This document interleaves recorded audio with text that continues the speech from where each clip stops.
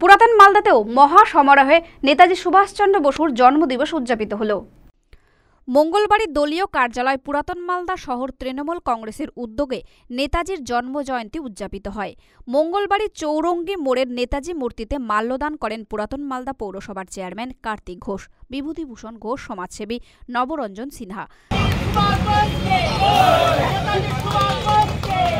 দলীয় কার্যালয়ে ওলমালদা শহর তৃণমূল কংগ্রেসের পক্ষ থেকে আমরা এই দিনটি অতি শ্রদ্ধার সঙ্গে প্রতি বছরের ন্যায় পালন করি। আমরা যারা ওলমালদা শহর তৃণমূল কংগ্রেসের দল করি, আমরা মনে করি নেতাজি আমাদের আদর্শ। নেতাজিকে সামনে রেখে আমরা সারা বছর ওলমালদা শহর তৃণমূল কংগ্রেস কোনো না কোনো অনুষ্ঠানে আমরা যোগদান করি।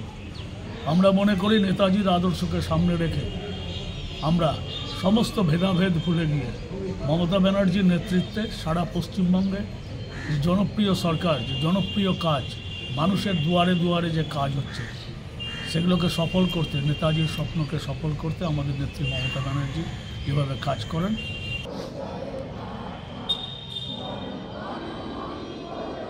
কাউন্সিলর অসীম ঘোষ প্রমুখ। ওসমানিয়া হাই মাদ্রাসায় নেতাজির জন্মদিবস পালিত হয় পতাকা উত্তোলনের মাধ্যমে।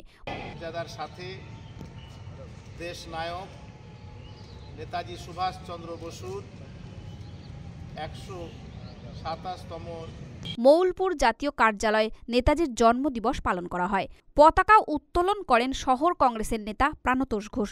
মঙ্গলবারই বাঘাযতীন সংঘ শঙ্কর স্মৃতি ক্লাবে সমারোহে দিনটি উদযাপিত হয়। মালদা টুডে।